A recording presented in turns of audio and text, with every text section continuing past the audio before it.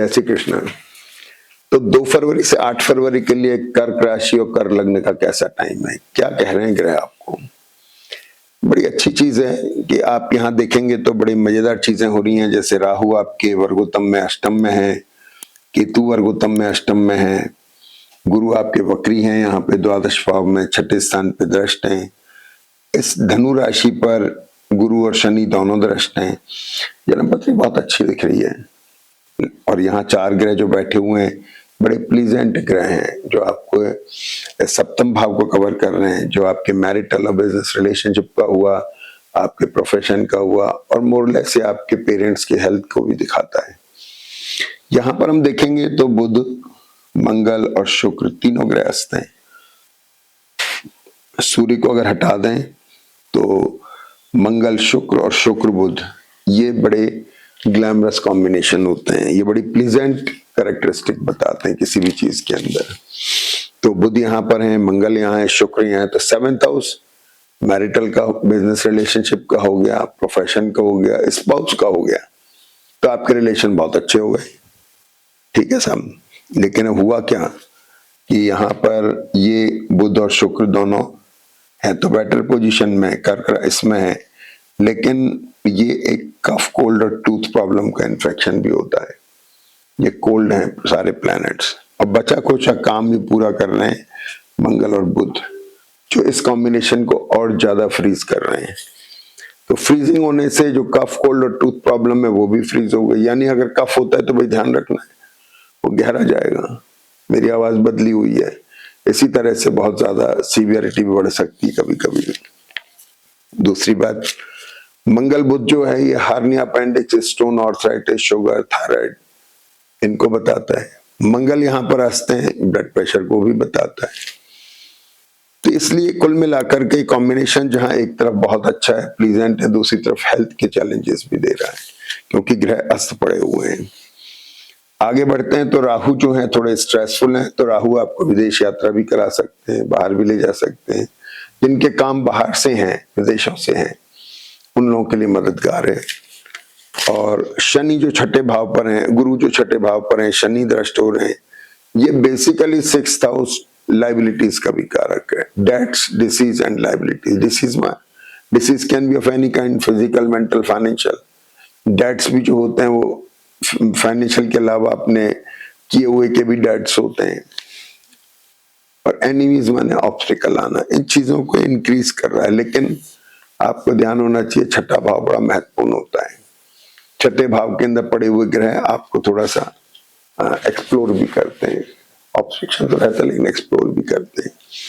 तो अब मोटी बात क्या हो गई कि चंद्रमा जैसे ही आपके कर्क राशि में आए, जिसके लिए मैंने पिछले वीक में आगाह किया था कि आपको बहुत ध्यान रखना है, चंद्र बुध का कॉम्बिनेशन आपके कमर में कहीं पे खिंचाव, दर्द दे सकता है, स्पाइन में प्रॉब्लम दे सकता है, आपके मैरिटल और बिजनेस रिलेशनशिप को सडन लॉस और सडन गेम के अंदर कन्वर्ट कर सकता है, आपकी नौकरी पेशा को कमेंट कर सकता है।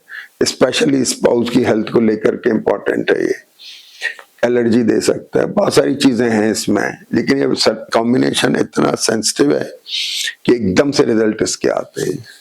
अब बुध द्वादशेष है, ध्यान रखने की जरूरत है। सूर्य धनेश भी एकदम लॉस प्रॉफिट दोनों हो सकते हैं, लॉस एकदम लॉस या एकदम प्रॉफिट। तो ये आपकी मूल जन्मपत्री पर पता चलेगा कि ये क्या चीज होने वाली है। लेकिन अभी फिलहाल जब तक चंद्रमा कर्क राशि में है तब तक आपको 3 फरवरी तक थोड़ा ध्यान रखने की जरूरत है। अब मंगल चंद्र एक्यूट एसिडिटी दे रहे हैं, यहां चंद्रमा आ गए।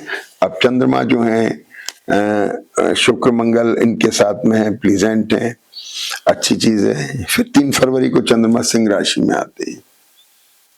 अब इसमें एक विशेष बात हो रही है, मंगल और राहु की दृष्टि इसे स्ट्रेसफुल बना रही है। तो चंद्रमा भी स्ट्रेस में हो गए। चंद्रमा स्ट्रेस में होकर अष्टम पे दृष्ट होंगे, ट्रेवल करा सकते हैं, आपको स्ट्रेस में ला सकते हैं, ये चीजें हो गई। तो एक स्ट्रेस ट्रेवल का भी होता है। अगर ट्रेवल होती है तो स्ट्रेस, बाकी स्ट्रेस से हम बच जाते हैं।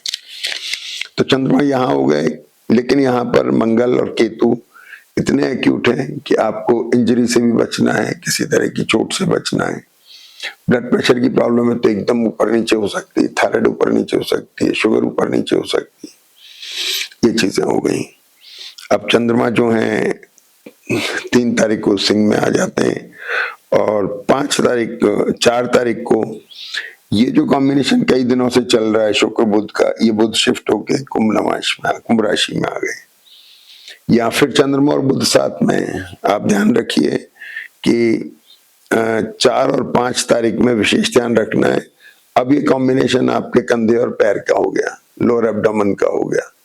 सेंसिटिव अगर आपका चार्ट तो ध्यान रखना है, नहीं तो महज कन्वर्ट हो सकता है ये ट्रेवल देके, नहीं तो किसी तरह की इंजरी भी करा सकता है, सर्जरी की तरफ भी ले जा सकता है, थोड़ा केयरफुल रहना है। यहां पर चंद्रमा के ऊपर मंगल की दृष्टि है, ये थोड़ा सा एसिडिक हो गया। बुध यहां पर आ गए जिसकी मैंने चर्चा की आपसे। अब चंद्रमा 5 तारीख को सिंह में आ गए, 4 को बुध आ गए, अब 6 तारीख को इनके पीछे पीछे शुक्र भी पहुंच गए कुंभ राशि में।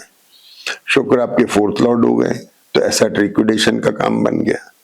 चंद्रमा ऑलरेडी वहां पर बैठे हुए हैं सिंह राशि में, तो शुक्र चंद्र का कॉम्बिनेशन हो गया, जो अमूमन मैरिटल बिजनेस रिलेशनशिप में, प्रोफेशन में एक डिफरेंस ऑफ ओपिनियन की पोजीशन बनाता है, जो मानसिक रूप से थोड़ा सा चिंतित भी बनाता है, स्पेशली स्पाउस को लेकर के, अपने पर्सनल रिलेशनशिप को लेकर के ये थोड़ा सा इफेक्ट भी डालता है।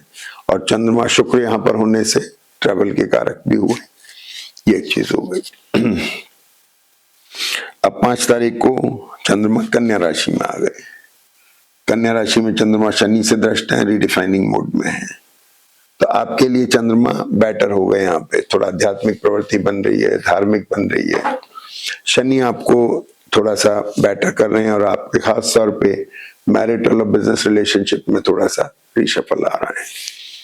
तो 6 तारीख को फिर क्या हुआ, 5 तारीख को कि 6 तारीख को शुक्र कुंभ में आ गए और 6 तारीख को चंद्रमा कन्या राशि में वर्गोत्तम में है 6:52 से 13:30 तक, और 13:30 के बाद चंद्रमा तुला में आ गए, 13:30 से 19:50 तक फिर वर्गोत्तम में है। तो यहाँ चंद्रमा 2 बार दोनों जगह वर्गोत्तम में होते हैं। चंद्रमा जब तुला में आते हैं तो इनके ऊपर दृष्टि गुरु की है और ये बहुत अच्छी पोजीशन है, और कन्या में जब है तो इनके ऊपर दृष्टि शनि की है।